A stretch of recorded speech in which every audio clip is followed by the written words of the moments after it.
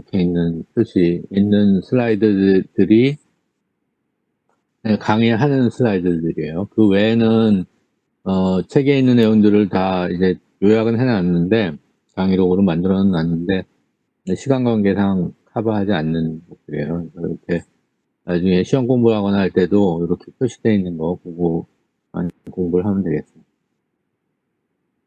자, 1장 7절은 이코노믹스. 우리가 엔지니어들이 반드시 고려해야 되는 사항이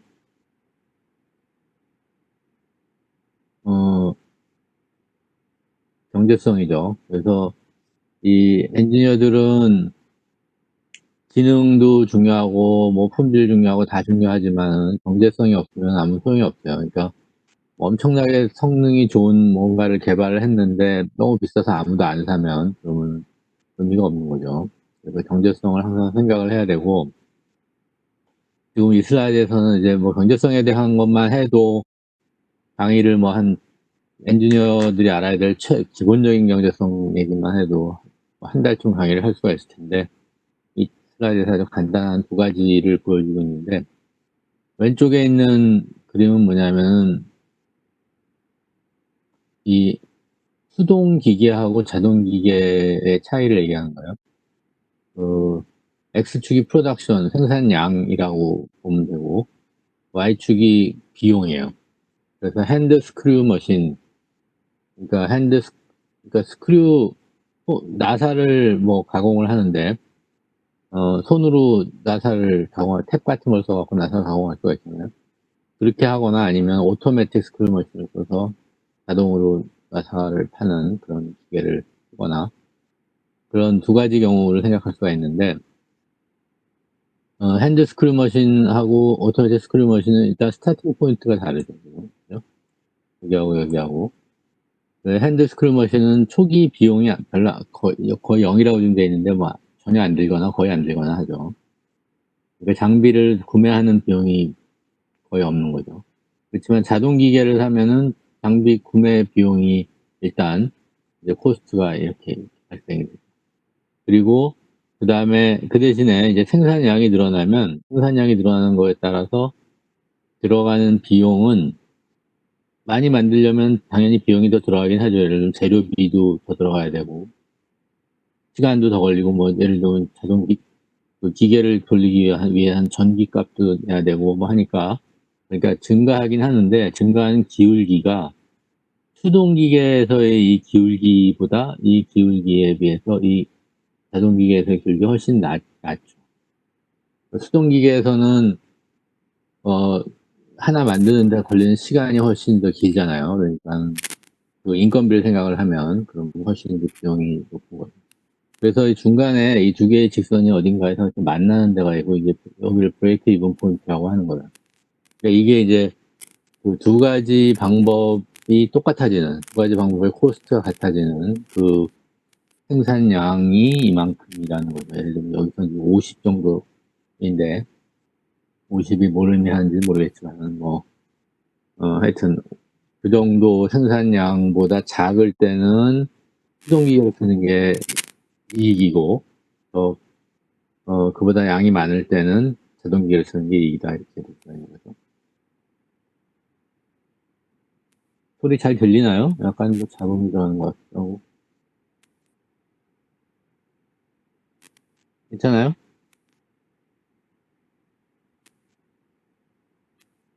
네.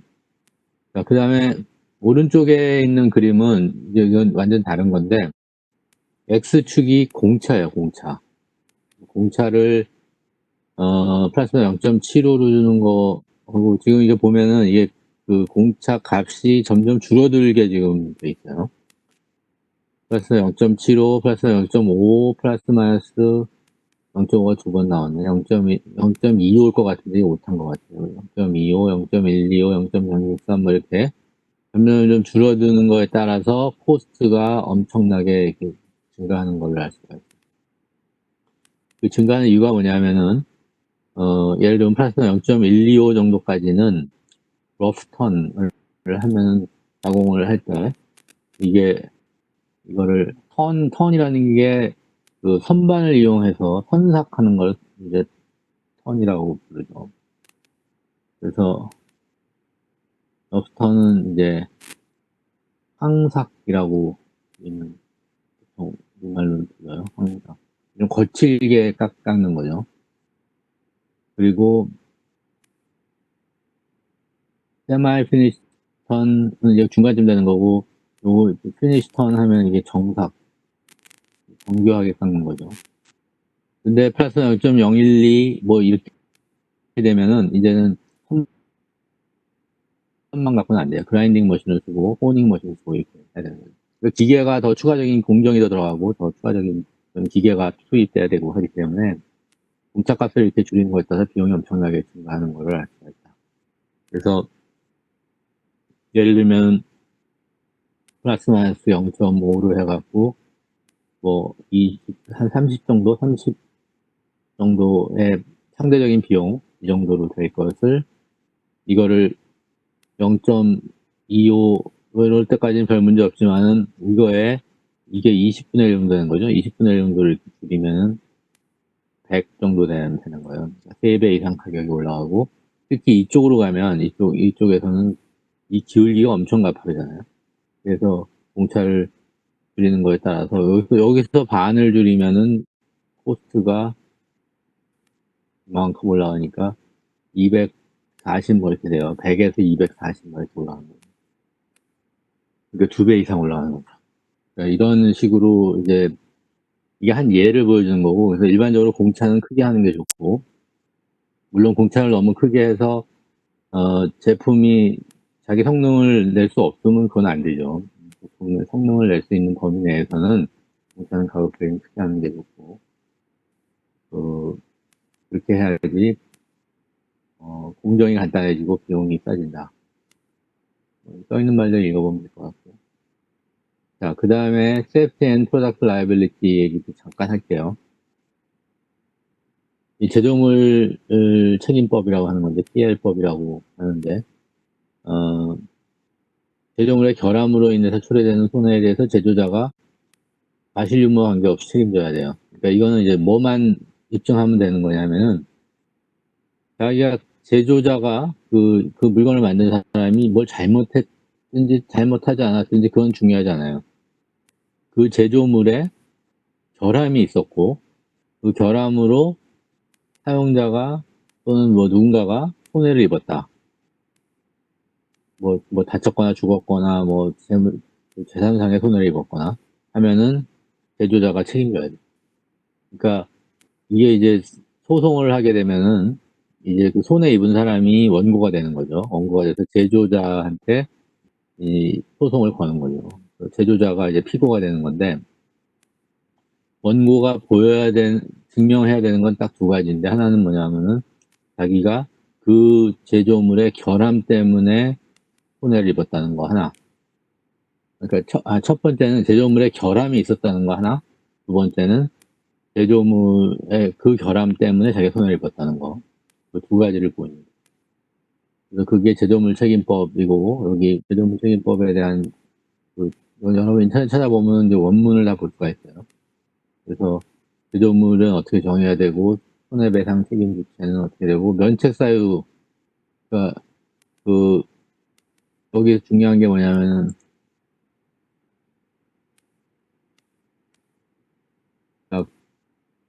그 제조물을 제조업자는 공급업자 당해 제조물을 공급하지 아니하였거나, 이건 뭐 당연한 거고, 당해 제조물을 공급한 때의 그 당시의 과학기술 수준으로는 결함의 존재를 알 수 없었다. 이거 입증하면 면책이 돼요. 그러니까 그 책임이 면해져요. 그래서 그런 그 면책 사유가 있지 않은 이상은 책임을 져야 된다. 책임 기한도 있고 뭐 이렇게 돼 있죠. 이게 이제 민법하고 제조물 책임법 사이의 차이는, 민법에서는 불법 행위에 대한 책임을 지는 거예요. 그러니까 제조업자의 고의로 뭘 잘못했거나 아니면 실수를 했거나 이런 거에 대해서 책임을 지는 건데, 제조물 책임법에서는 제조업자가 하여튼 뭔가 잘못한 게 있든, 그러니까 불법 행위를 한 게 있든 없든 상관없이 그냥 결함만 있으면 결함만 있고 결함으로 인해서 손해가 발생됐다면 책임을 지는 거예요. 그러니까 제조업자가 뭘 잘못했는지 안 했는지는 중요하지 않은 거예요. 단지 그 결함이 있었고 그다음에 그 결함 때문에 손해를 입었다라는 거, 그것만 있으면 책임을 지는 거기 때문에. 그래서 제조물 책임법이 우리나라는 2002년에 도입이 됐는데 다른 나라는 뭐 미국이 제일 먼저 도입했는데 70년대에 했고요. 그다음에 뭐 유럽이나 일본이나 뭐 이런 데는 80년대, 90년대 뭐 이런 데 했어요. 심지어 이제 중국도 우리보다 훨씬 일찍 했어요. 우리보다 한 10년 일찍 했는데 우리가 상당히 늦은 2002년에 도입이 됐는데 아직까지도 이 제조물 책임법에 대해서 책임법이 제대로 이렇게 막 적용이 돼서 뭐 이렇게 배상을 하고 막 이런 게 아직까지도 실제적으로 재판에서는 잘 적용이 안 되고 있는 경향이 있는데 좀 이제 점점 강화되고 있어요. 점점 제조자의 책임이 제조물 책임법을 100% 적용을 해서 제조자한테 책임을 지우는 그런 방향으로 가고 있어요.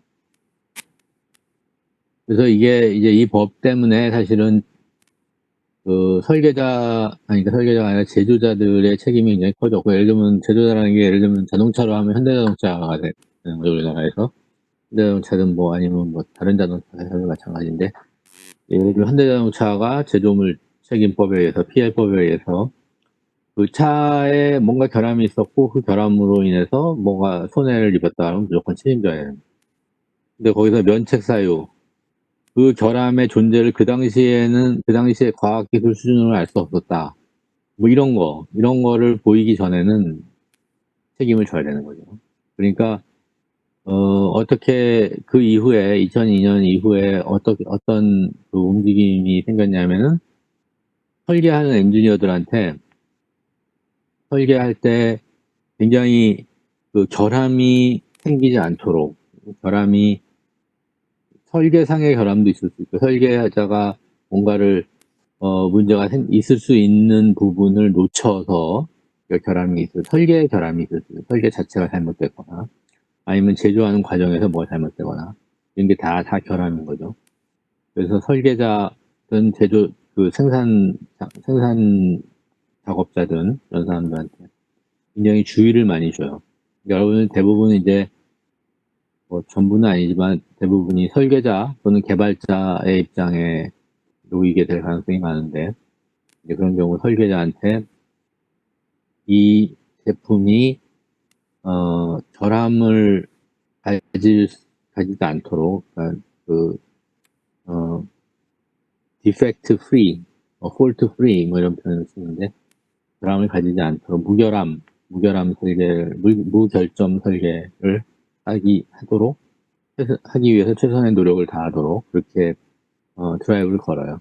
그리고 모든 걸 기록으로 남기도록 이렇게 해요. 그래서 그런 결함의 가능성들에 대해서 다 본인들이, 설계자가 또는 개발자가 다 들여다보고 고민을 했다. 근데 그 당시로서는 최선을 다한 것이다 라는 거를 입증을 하면, 그 당시 기술 수준으로는 최선을 다한 거라고 입증을 하면 이제 면책이 될 수 있기 때문에, 그래서 그런 걸 기록을 하면서 모든 결함이 발생되지 않도록 이렇게 노력을 하는 거죠. 그래서 설계자나 개발자, 엔지니어의 어깨가 이제 훨씬 무거워졌어요, 그전에 비해서. 그전에는 뭔가를 설계자가 뭘 잘못했어야 책임을 지는 거였는데, 이제 잘못하지 않아도, 그러니까 뭐를 놓치거나 태만하게 제대로 안 해서 놓치거나, 분명히 좀 꼼꼼하게 했으면 체크가 됐었을 거를 놓치는 거, 이런 거가 다 이제 책임이 되는 거예요. 불법 행위가 없었어도 책임을 지게 되는 그런 상황이 됐기 때문에, 여러분들이 엔지니어로 할 때, 이제 일을 할 때 굉장히 신경 쓰고 정신을 바짝 차리고 해야지 되는 상황이 된 거죠. 자동차 회사들이 뭐가 좀 잘못되면 이제 PL법에 의해서 책임을 지게 되고, 책임을 질 뿐만 아니라 그게 만약에 설계가 잘못된 거다, 라고 하면은 그 같은 모델은 전부 결함을 가지고 있는 거잖아요. 이제 리콜을 하게 되죠, 리콜. 리콜은 그 같은 모델의 차들을 다 고쳐줘야 되는 거야, 무료로. 엄청난 비용이 드는 거죠. 그래서 뭐 몇백억도 들고, 뭐 몇천억도 들고, 막 그렇게 되니까, 뭐 그런 거에 의해서 조그만 회사들은 그냥 문을 닫기도 하고, 그런 일이 생겨요. 엔지니어로서, 그런 일이 생기면 뭐 본인의 자리는 정말 보존되기 어렵겠지. 그러니까 엔지니어들은 대충대충 하면 안 되는 거예요. 정말 꼼꼼하게 해야지 되는 거고, 자기가 뭔가 이제 자기가 한 일에 있어서 조금이라도 놓치는 게 없게, 변함이 없게 그렇게 하는 게 이제 중요한 거죠. 자, 그 다음에 1.9절 스트레스 앤 스트렝스. 이제 응력과 강도. 강도가 뭔지는 뭐 복잡하게 살펴서 다 알 텐데, 강도는 여기 이렇게 되게 여러 종류가 있는데, 이 책에서는 스트렝스는 대문자 S로 써요. 대문자 S로 표현을 하는데, 이렇게 스트렝스 중에 이 책에서 사용하는 스트렝스들을 이렇게 네 가지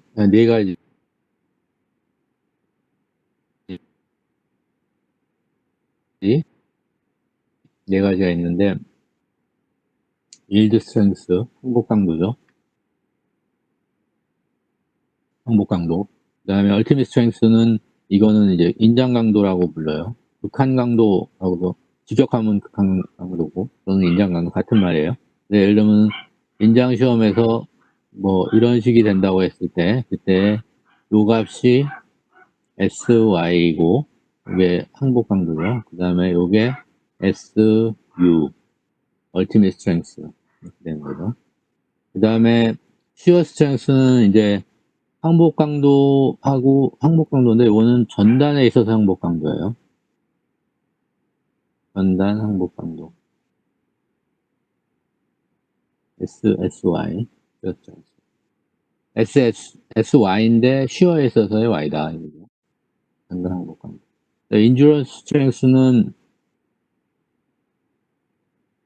내구 강도라고 하는데, 이거는 이제 나중에 6장에서, 그러니까 피로 파괴 관련해서 공부하면서 그때 또 배우게 될 거야. 그래서 이런 것들을 이제 강도라고 하는데, 여기서 이 슬라이드를 내가 설명하는 이유는, 여기 요 미니멈 스트렝스 99% 하려는 이 말을 설명하려고 하는 건데요. 요 고척학에서는 어떤 재료가 있으면, 뭐 예를 들면 이게 이제 ASTM 넘버 뭐 A36강, 뭐 A529강, 뭐 572강 뭐 등등 이렇게 쭉 나오잖아요.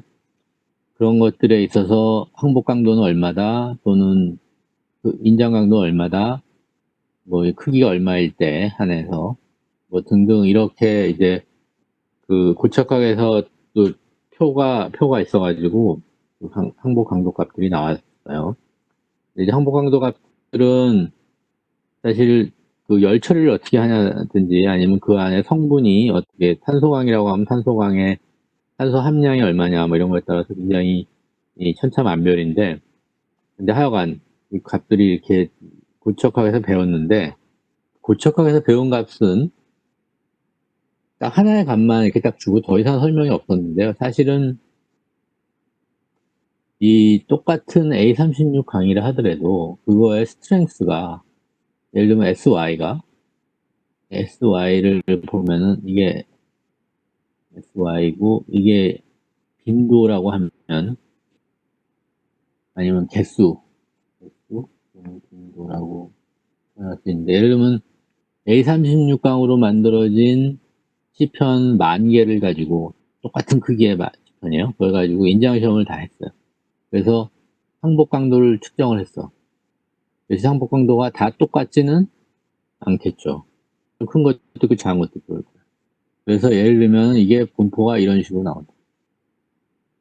SY 값이 이 정도가 평균이에요. 평균이지만 이런 값도 나올 수 있고 이런 값도 나올 수 있고, 이렇게 확률 분포를 갖는다 이거죠. 그랬을 때 우리가 중요한 거는 뭐냐면은 우리가 이 A36강을 써 갖고 뭔가 설계를 할 때 이 평균값 있잖아. 요게 예를 들면 고척학에서는 이 값을 표에다가 써 놨을 거예요. 그런데 중요한 건 뭐냐면 이 값으로 생각을 하고 설계를 했는데 재수없이 내가 사용한 재료의 항복 강도가 요것뿐이 안 될 수도 있잖아요. 그러면은 이만큼 튼튼한 줄 알고 설계를 했는데 이렇게 약하면 그럼 부서질 수 있는 거죠. 그러니까 안전한 설계가 안 되는 거지. 그래서 여기 99%라는 얘기는 뭐냐면은 여기 36 kpsi라는 거의 의미가 뭐냐면은 여기서부터 요 부분까지가 전체 99%라는 거예요. 여기 이쪽이 1% 왼쪽에 이렇게 되는 값을 요거는 평균값이고요. 아까 얘기했듯이 고척학에서는 이 값을 보통 써놨을 거예요.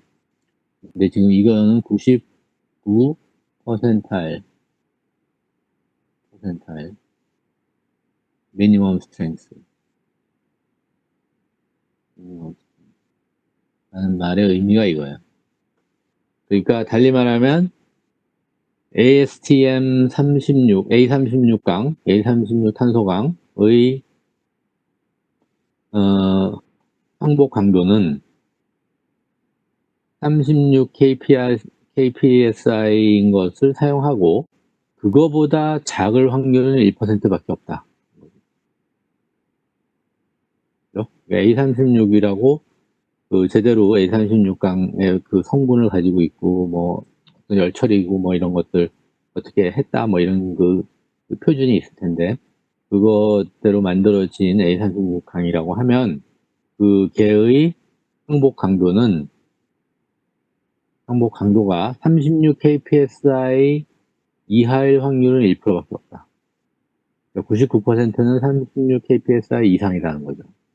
그래서 설계할 때 이 값을 쓰는 거예요. 36 kpsi 이 값을 쓰는 거예요. 여전히 1%의 확률은 있어요. 근데 그거는 이제 나중에 배우겠지만 또 우리가 고척학에서 배웠던 안전계수라든지 뭐 이런 개념을 써서 그거는 커버하는 걸로 하고 설계할 때 항상 안전한 설계를 위해서 99%의 미니멈 스트렝스 값을 사용한다. 이런 것을 얘기를 하려고 하는 거죠. 바로 이어서 나오는데 uncertainty, 불확실성이죠. 불확실성은 방금 얘기한 것처럼 A36강의 항복 강도가 정확하지 않다는 거죠. 불확실성이 포함되어 있다는 거죠. 응력이나 강도에 영향을 주는 불확실성은 물성치도 있고 지금 방금 얘기한 강도 같은 게 물성치 중에 하나죠.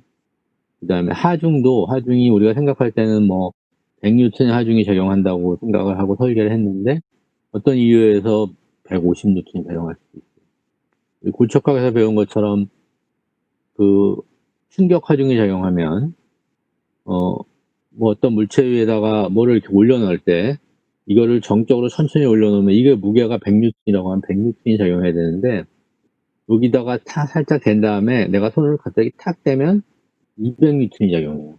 그렇죠? 하중이 충격적으로 적용하면 그러면 쉽게 막 2배도 되고 위에서 떨어지면 뭐 당연히 뭐 300N이 될 수도 있고 막 그런 거죠. 그래서 그런 하중에 있어서의 불확실성도 있고요. 제조 과정이나 또는 해석 모델에도 불확실성이 있어요. 해석 모델 예를 들면 뭐 우리가 고척학에서 외팔보의 끝에 하중 작용할 때 뭐 그때 발생되는 응력이라든지 처짐이라든지 이런 거 공식들을 계산을 해서 유도도 하고 뭐 하잖아요. 근데 그런 그 모델 자체에도 오차가 있을 수 있어요. 그러니까 거기 사실은 오차가 있다는 게 무슨 말이냐면 그 식들 유도하는 과정에서 여러 가지 가정을 하잖아요. 그런 가정이 사실 실제 문제에서는 완벽하게 성립하지 않는 거죠, 실제로. 그러니까 그런 불확실성들이 다 있다. 따라서 그거를 고려해서 안전한 설계를 하는 방법이 안전계수 개념인 거죠. 그래서 안전계수인데, 그거를 이제 결정론적인 방법이다라고 해서 안전계수인데, 설계계수라고 디자인 팩터라는 말을 써요. 이 책에서 이제 그 디자인 팩터하고 팩터 오브 세이프티를 구분을 하는데, 일단은 설계할 때 내가, 안전계수를 2 정도 쓰고 싶다라고 하면은 ND가 2인 거예요. 그러면 그거의 2라는 거의 의미는, 예를 들어 하중에 대해서 보면은 maximum allowable load하고 loss of function load, 실제로 이제 붕괴되는 하중이 100이라고 했을 때 얘는 50만큼만 하중을 받을 수 있는 것처럼, 50만큼의 하중만 허용되는 것처럼 이렇게 설계를 하는 거예요. 그래서 이게 안전계수 2라는 걸 그러는 거죠. 그래서 그렇게 50만큼의 하중만 작용하도록, 또는 응력으로 말하자면 응력이 50메가파스칼. 그 말이 더 여러분한테 더 와닿을 것 같은데, 여기 써 있네요. 여기 이게 스트렝스고, 그 다음에 응력이라고 보면 더 느낌이 더 잘 오죠. 그래서 스트렝스가 예를 들어 항복 강도가 뭐 200메가파스칼인데 100메가파스칼 뿐이 허용되지 않는 걸로, allowable 스트레스가 100인 걸로 이렇게 생각하면 이제 안전계수가 2가 되는 거죠. 이렇게 생각하고 이제 설계를 시작을 한다 이거죠. 그래서 설계를 한 다음에, 근데 이 2라고 하는 걸 우리가 디자인 팩터라고 부르고 설계 계수라고 부릅니다. 근데 안전계수는, 그래서 디자인 팩터는 ND라고 써요, 이 책에서는. 안전계수는 그냥 N이라고 쓰는데, 차이는 반올림의 차이만 있어요. 사실은 이제, 개념은 똑같아요. 개념 똑같은데, 요거 ND를 써갖고 설계를 다 하고 나면, 예를 들면 뭐, 치수 같은 거를 할 때, 그 막대의 직경을 구했더니, 뭐 3.65mm가 나왔다. 3.65mm짜리 막대를 구할 수가 없잖아요. 그러면 이제 4mm짜리를 쓸 거 아니에요. 4mm짜리를 쓰면은, 실제는 안전계수 2로 설계한 게 아니고 2보다 더 큰 값으로 설계한 게 되겠죠. 뭐 2.2나 2.3 이렇게 되겠죠. 그 2.2나 2.3을 안전계수라고 한다는 거야. 그러니까 설계가 다 끝난 다음에 마지막으로 표준 치수를 사용하다 보니까 발생되는 값을 달라지는 값, 그거를 안전계수라고 한다는 거죠. 개념은 똑같은 거고, 단지 표준 치수 사용 때문에 차이가 나는 거예요. 설계계수는 설계 초기에 의도한 계수이고, 안전계수는 실제 설계에서 얻어진 값을 의미한다. 안전계수가 보통 우리가 고척학에서는 스트레스분의 스트렝스 이렇게 계산을 했는데, 하중과 응력이 이제 비례하는 경우에 이렇게 됐어요. 하중과 응력이 비례하지 않는 경우에는 스트레스분의 스트렝스의 제곱도 되고 세제곱도 되고, 요게 spheres in contact, cylinders in contact, 요거 이제 나중에 6장인가 3장인가 4장인가 와서 배우게 될 텐데, 예를 들면 9하고 9가 서로 이렇게 힘을 P라는 힘으로 이렇게 누르고 있습니다. 여기가 이제 눌릴 거 아니에요? 이제 이런 문제가 spheres in contact. 이게 만약에 원통이었다면, 이제 중심축 일으키는 원통이었다면, 그럼 이게 실린더즈 인 컨택트의 문제가 돼요. 이런 경우에는 안전계수가 스트레스분의 스트렝스가 아니고 스트레스분의 스트렝스의 제곱, 세제곱 이렇게 된다. 나중에 그 챕터 가서 다시 한번 설명을 할 거고요. 그 다음에 1장 12절에 reliability and probability of failure란 말이 나와요. 이거는 이제 아까 얘기했던 PL 소송, PL이 뭔지 배웠잖아요. 제조물 책임법, Product Liability. PL 소송이 증가하고 각종 관련된 규정이 까다로워짐에 따라서 생산되는 제품의 신뢰성을 계산할 수 있어야 돼요. 신뢰성이라는 건 뭐냐면 어떤 제품이 사용 중에 주어진 시간 동안 파손되지 않을 확률을 신뢰성이라고 불러요. 예를 들면 어떤 제품이, 예를 들면 뭐 자동차의 파워트레인이라고 하면 내연기관차라고 하면 내연기관 엔진부터 시작해서 동력 전달, 그러니까 트랜스미션, 동력 전달해 갖고 바퀴까지 전달되는 그 모든 과정을 파워트레인이라고 부르죠.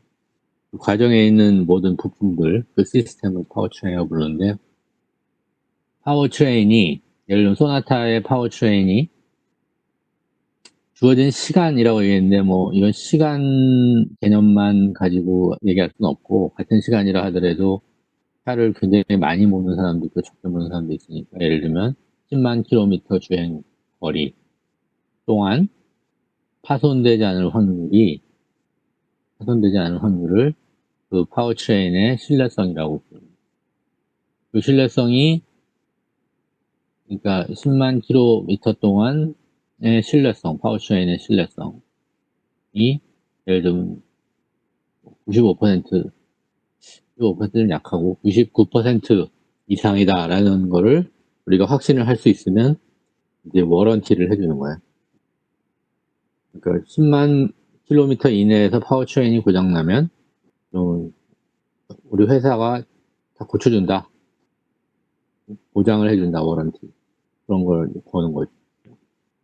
그래서 이런 그 신뢰성, 뭔가의 이 신뢰성, 그러니까 고장나지 않을 확률이에요. 파손되지 않을 확률, 다시 말하면 고장나지 않을 확률. 이걸 여러분이 계산할 줄 알아야 되고, 이 개념이 되게 중요한 거죠. 제품의 품질에 있어서 신뢰성이라는 게 되게 중요한 거죠. 그래서 이걸 계산하는 방법에 대한 기본 개념만 잠깐 설명하겠는데, 이 probability of failure는 이제 고장 확률인 거죠. 이거는 failure라는 게 고장 또는 파손, 뭐 이렇게 생각할 수 있어요. 일단 고장 확률이라고 생각을 하면,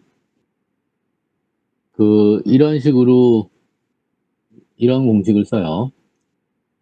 요 fx라는 함수를 우리가 probability density function에서 pdf라고 하고요.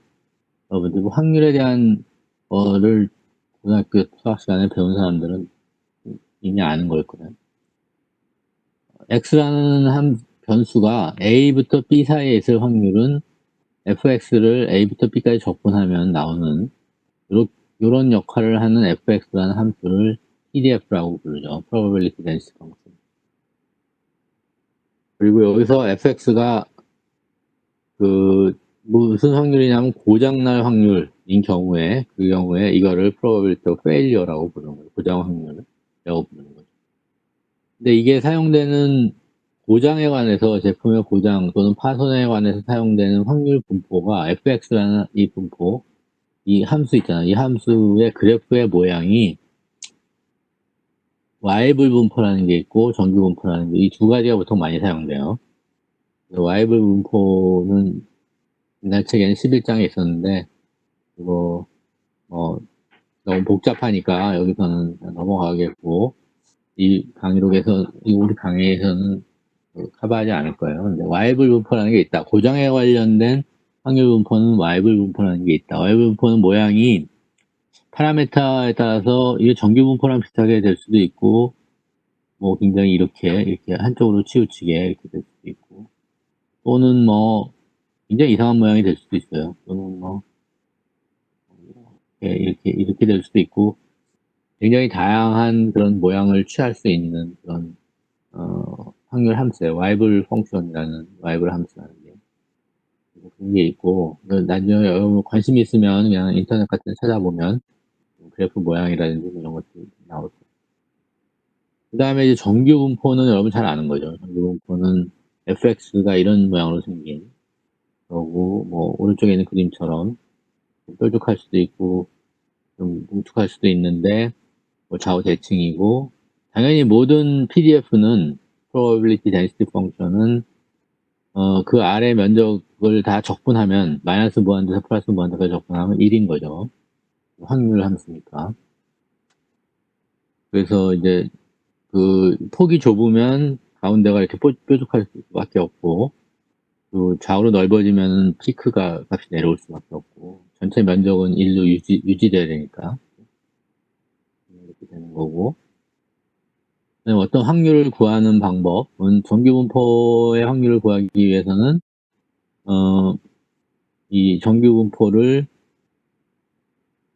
그 표준 정규분포로 치환하죠. 만들죠.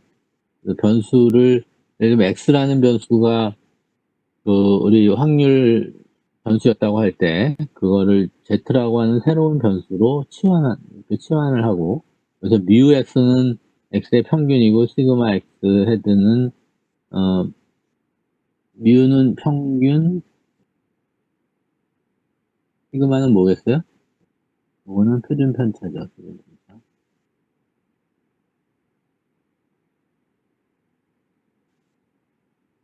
자, 그래서 요게 이제 변수 치환을 이런 식으로 해서 x의 평균, x의 표준 편차를 이용해 갖고 z라고 하는 새로운 변수로 치환을 하면, 그러면 그 z는 표준 정규분포를 따른다는 거죠.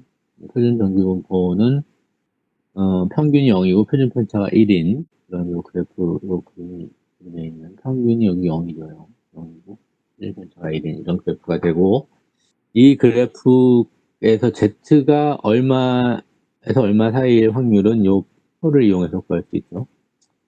자세한 설명은 생략하겠어요. 여러분들이 뭐 어딘가에서 배웠죠? 고등학교 때 배웠던 것 같은데. 그렇지 않은 사람들은 인터넷 보고 스스로 공부를 좀 해보면 좋을 것 같아요. 간단한 예가 여기 나오는데, 뭐 잠깐만 설명하면 250개의 커넥팅 롯들을 가지고 측정을 해봤더니 텐사일 스트렝스 인장 강도의 평균 값이 315였고 표준 편차가 35였다. 얘가 정규분포를 따른다고 가정했을 때 276.5메가파스칼 이하의 강도를 가질 그런 막대가 몇 개겠냐? How many rods? 250개 중에 몇 개가 276.5메가파스칼 이하의 값을 인장 강도를 갖겠느냐? 그거를 구해보라는 거죠. 그러니까 이제 평균이 315고 표준 편차가 35인 정규분포를, 그게 x인 거죠. x가 지금 이 커넥팅 로드의 텐사일 스트렝스 인장 강도가 x인 건데, 그거를 이제 표준 정규분포로 바꾸기 위해서 z를 새로 계산한 거죠. z의 276, x가 276.5에 해당되는 z 값을 구하는 거예요.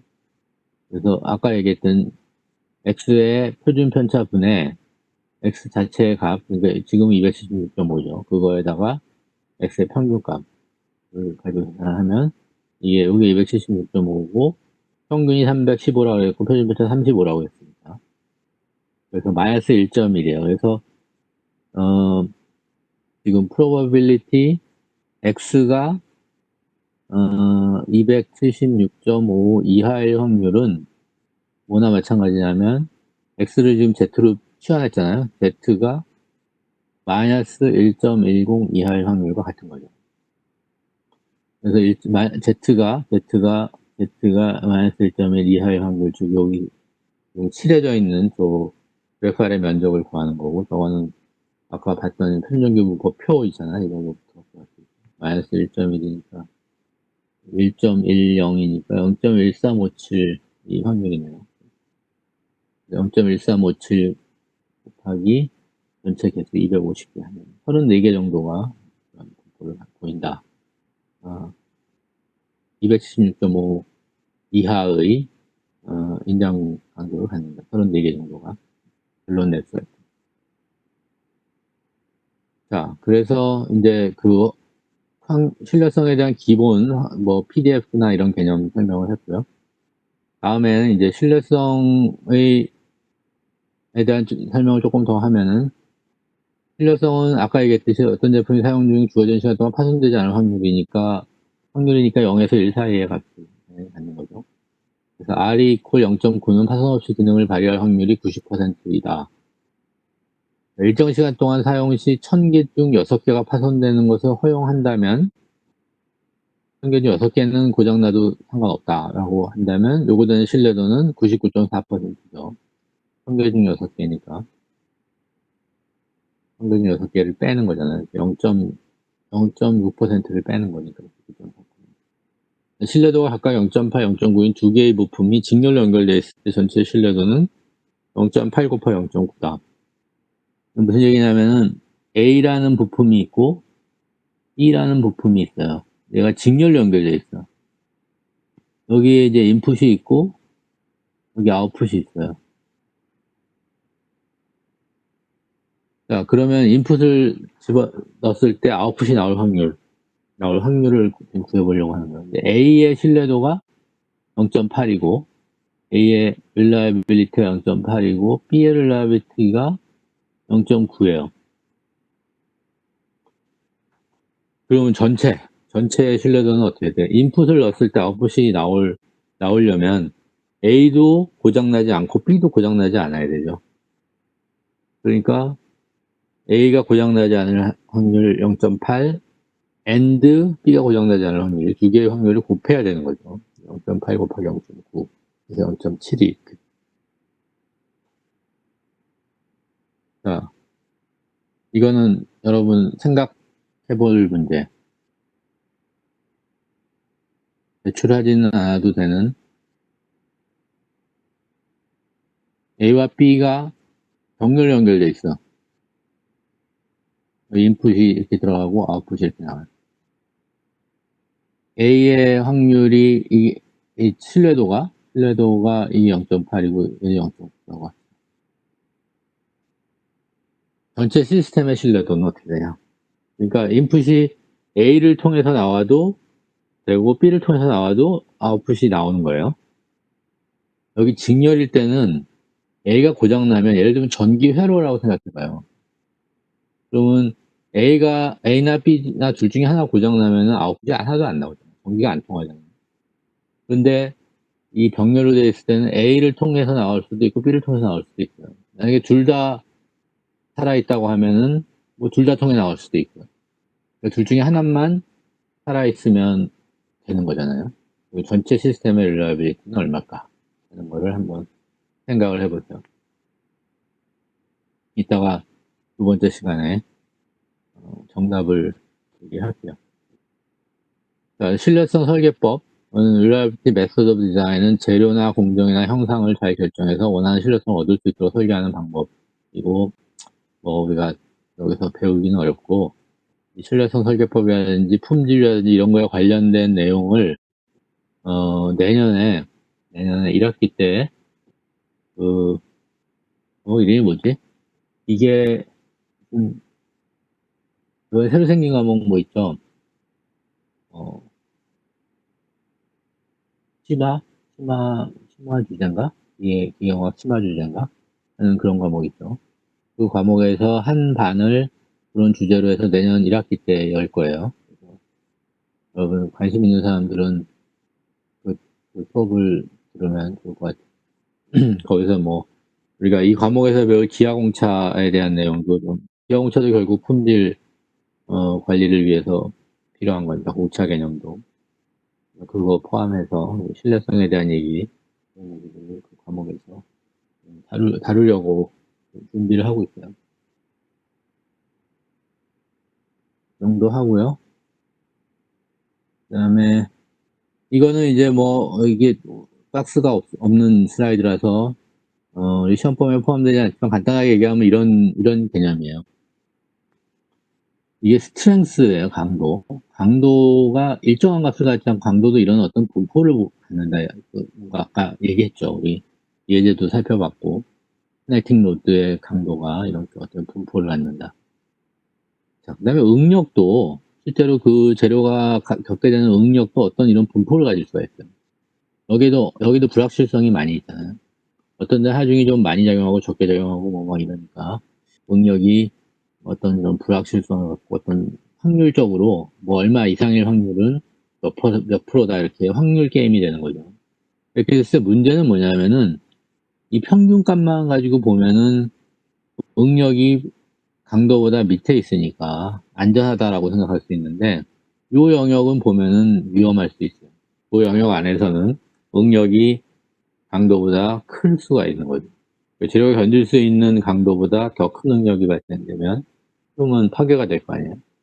그래서 그 파손될 확률을 계산을 하고 그러면 파손이 된다는 얘기는 파손되지 않을 확률을 거꾸로 계산하면 1 빼기 파손될 확률 하면 그게 신뢰도가 되는 거죠.